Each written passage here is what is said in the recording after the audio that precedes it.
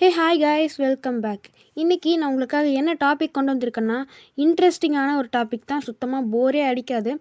அது என்னென்னா, first of all நம்ம எல்லாருமே இப்போ ரீசெண்டாக வந்த சூரரை போற்று அப்படிங்கிற இந்த ஒரு படத்தை பார்த்தோம். இந்த கதையோட ஒன்லைன் என்ன, ஜிஆர் கோபிநாத் அப்படிங்கிறவரை இன்ஸ்பிரேஷனாக கொண்டு எடுக்கப்பட்ட இந்த ஒரு படத்தில் சூர்யா மிகவும் வறுமையான குடும்பத்தில் பிறந்து மக்களுக்காக குறைஞ்ச செலவில் விமானத்தில் பயணம் செய்ய வைக்கிறது. இதே மாதிரி இட்டாலியில் ஒரு சூரரை போற்று கதை நடக்குது. இப்போ அட் ப்ரெசென்ட்டில் ரொம்பவும் பாப்புலரான ஸ்போர்ட்ஸ் கார் அப்படின்னு சொன்னாலே எல்லாத்துக்கும் ஞாபகம் வருது என்னது, லம்போகினி. இந்த லம்போகினியை யார் உருவாக்குனா, எதுக்காக உருவாக்குனா, எப்போ உருவாக்குனா அப்படிங்கிறத இந்த வீடியோவில் உங்களுக்கு டீட்டெயிலாக சொல்ல போகிறேன். ஸோ இந்த வீடியோ உங்களுக்கு கண்டிப்பாக இன்ட்ரெஸ்டிங்காக இருக்கும்னு நம்புகிறேன். ஸோ வீடியோ ஸ்கிப் பண்ணாமல் பாருங்கள். நம்மளோட சேனலுக்கு யாராவது புதுசாக இருந்தீங்கன்னா மறக்காமல் சப்ஸ்கிரைப் பண்ணிட்டு பக்கத்தில் இருக்க பெல் நோட்டிஃபிகேஷனையும் கிளிக் பண்ணிடுங்க. So let's get started.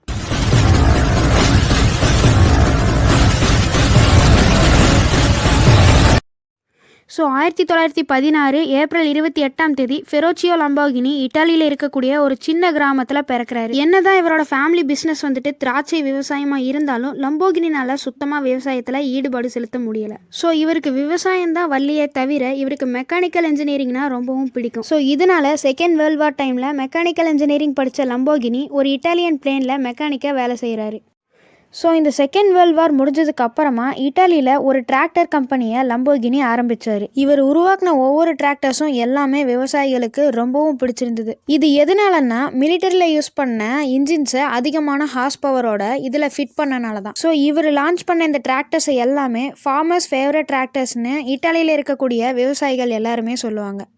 So இதில் வந்த ப்ராஃபிட்னால இவரோட ஃபேவரட் காரான ஃபெராரியை வாங்க ஆசைப்பட்டார் லம்போகினி. ஸோ இதுக்காக 1958 இந்த ஃபெராரி காரையும் வாங்குறாரு. ஸோ இதுக்கப்புறமா ஃபெராரி காரை டிரைவ் பண்ணி பார்க்கும்போது இந்த காரோட கிளச்சில் ஏதோ ப்ராப்ளம் இருக்குன்னு நினச்சாரு. இது அவருக்கு ரொம்பவும் அன்கம்ஃபர்டபுளாக இருந்தது. இதனால லம்போகினி டைரெக்டாக ஃபெராரி கம்பெனியோட ஓனரான என்ஜோ ஃபெராரி கிட்ட கேட்குறாரு. லம்போகினி என்ஜோ கிட்ட இந்த மாதிரி ஏன் கிளச்சில் சவுண்ட் அப்புறம் ப்ராப்ளம்ஸ் வருதுன்னு கேட்டதுக்கு லம்போகினியை கேவலமாக இன்சல்ட் பண்ணி அனுப்பிச்சிடுறாரு. அவர் என்ன சொல்கிறாருன்னா, சாதாரண டிராக்டர் ஓட்டுற பையனுக்கு எதுக்கு ஃபெராரி எல்லாம், ஃபெராரி ஓட்டுறதுக்கு தனி தகுதி அப்புறம் டேலண்ட் வேணும்னு சொல்லி அவரை கேவலமாக இன்சல்ட் பண்ணி அனுப்பிச்சிடுறாரு. ஸோ இதனால் பாதிக்கப்பட்ட லம்போகினி ரிவெஞ்ச் எடுக்கணும்னு முடிவு பண்ணி ஃபெராரி கம்பெனியோட பழைய மெக்கானிக்ஸ் ஒரு 3 பேர்த்த கூப்பிட்டு ஒர்க் பண்ண ஆரம்பிக்கிறாரு. ஸோ இதுக்கப்புறமா 1964 தான் ஃபெரோச்சியோ லம்போகினி அவரோட ஃபர்ஸ்ட் காரை லான்ச் பண்ணுறாரு.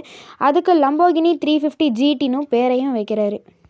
ஆனால் இப்போது லம்போகினியை டிசப்பாயிண்ட் பண்ணுற மாதிரி ஒரு விஷயம் நடக்குது. அது என்னென்னா, இப்போ இவர் லான்ச் பண்ண இந்த லம்போகினி 350 GT அப்படிங்கிற இந்த வெரைட்டிஸ் ஆஃப் கார் வந்துட்டு மக்கள் மத்தியில் அவ்வளோ ரீச் ஆகலை. இதுக்கான காரணம் என்னென்னா, அப்போ இட்டாலியில் பாப்புலரான காசாக ஃபெராரி இருந்தனால லம்போகினியோட காசு வந்துட்டு அவ்வளோ ரீச் ஆகலை. இதுக்கான காரணம் என்னென்னா, ஃபெராரியோட லுக் அப்புறம் ஸ்பீட் தான்.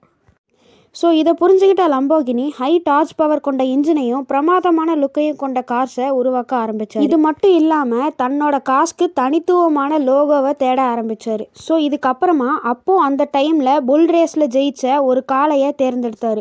அந்த காளையோட பேர் தான் மியூரா. ஸோ இப்போ இதோட ஜோடியாக் சைன் வந்துட்டு டவுரஸ் இல்லையா, அதாவது ரிஷபம். ஸோ இதனால லம்போகினி அவரோட காஸ்க்கு புல்லோட லோகோவே வச்சுட்டாரு. ஸோ இப்போ இவர் நினச்சி பார்க்காத வகையில் மக்கள் வந்துட்டு நிறைய பேர் இந்த வகை கார்ஸை வந்துட்டு வாங்க ஆரம்பிச்சாங்க. இப்போ புதுசாக மாடிஃபை பண்ண இந்த கார்ஸில் நிறைய அட்வான்டேஜஸ் இருக்கு. அதெல்லாம் என்னன்னா, இப்போ இந்த கார் வேகமாக போகுதுன்னா இதை ஈஸியாக கண்ட்ரோல் பண்ணிக்க முடியும். இது மட்டும் இல்லாமல் இது நிறைய வகையான ரோட்ஸ்லேயும் இது யூஸ் பண்ணிக்கலாம். லைக் இந்த மாதிரி ட்ராக்ஸில் ஓட்டலாம், அதாவது இந்த ஃபார்முலா ரேஸ் எல்லாம் நடக்கும் இல்லையா, இந்த மாதிரி ரோட்ஸில் ஓட்டலாம். அப்புறம் நம்ம நார்மலாக ஓட்டுற இந்த ஹைவேஸ் அந்த மாதிரி ரோட்ஸ்லேயும் நம்ம இதை வந்துட்டு யூஸ் பண்ணிக்கலாம். ஆனால் இந்த ஃபெராரி மாடல் வச்சுட்டு நம்ம இந்த மாதிரி விஷயங்களுக்கெல்லாம் இதை பயன்படுத்த முடியாது இல்லையா. பட் ஆனால் இந்த ஃபெராரி வந்துட்டு முழுக்க இந்த ட்ராக்ஸில் ஓட்டக்கூடிய கார்ஸ், அதாவது இந்த ஃபார்முலா ரேஸ் எல்லாம் நடக்கும் இல்லையா, அந்த மாதிரியான இடங்களில் யூஸ் பண்ணக்கூடிய கார் வெரைட்டியை சேர்ந்தது. ஸோ இதனால ஃபெராரி கம்பெனிக்கு ஒரு மிகப்பெரிய டிஸ்அட்வான்டேஜ் நடந்துருச்சு. ஸோ இப்போ இந்த லம்போகினி அட்வான்டேஜஸ் மூலமாகவே மக்களுக்கு இது ரொம்பவும் பிடிச்சிருந்தது. ஸோ இதுக்கப்புறமா 1993 ஃபெரோச்சியோ லம்போகினி தன்னோட 76வது வயசில் இறக்குறாரு. ஸோ இப்படி இவர் இறந்ததுக்கு அப்புறமா ஆடி அப்புறம் கிரைசர் அப்படிங்கிற இந்த 2 கம்பெனியும் லம்போகினி கம்பெனியை வாங்கிட்டு நிறைய கார்ஸை லான்ச் பண்ண ஆரம்பித்தாங்க. இப்போ இந்த ஆடி அப்புறம் இந்த கிரைசர் அப்படிங்கிற இந்த 2 கம்பெனியும் லம்போகினியை விலைக்கு வாங்கினதுக்கு அப்புறமா நிறைய மாடிஃபிகேஷன்ஸ் பண்ணாங்க. இதில் மெயின் ஃபீச்சர்ஸ் என்னென்னா, இந்த சிசர் டைப் டோர்ஸ், அதாவது கத்திரி கதவுகள், அப்புறம் கார்பன் ஃபைபர். ஸோ இப்போ இந்த வீடியோவிலேருந்து நான் உங்களுக்காக சொல்ல போகிறது என்னென்னா, எதுக்காகவும் உங்களோட தன்னம்பிக்கையை விட்டுறாமல் மற்றவங்க சொல்கிறத பொருட்படுத்தாமல் உங்கள் கனவை நோக்கி போங்க. ஸோ எப்படி இருந்துச்சு இந்த வீடியோ? இந்த வீடியோ உங்கள் எல்லாத்துக்கும் கண்டிப்பாக இன்ட்ரெஸ்டிங்காக இருந்திருக்கும்னு நம்புகிறேன்.